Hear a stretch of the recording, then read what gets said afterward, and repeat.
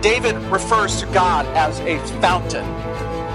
And in order for a fountain to be a fountain, it must always spring forth.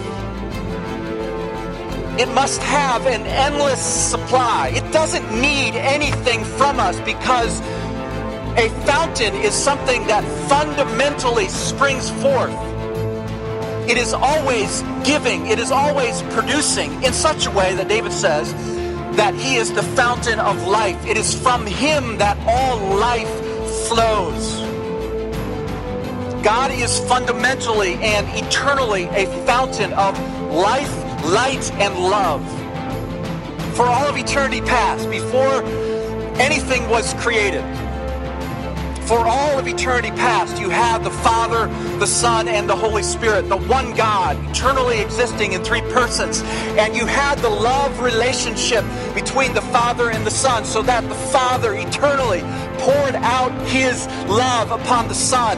And the Son joyfully received that love from the Father and enjoyed that love from the Father and reveled in that love from the Father. And he returned love to the Father.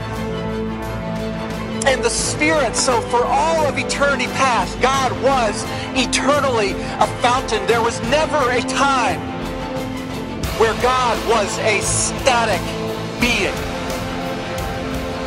For all of eternity past, the Father and the Son and the Holy Spirit poured forth love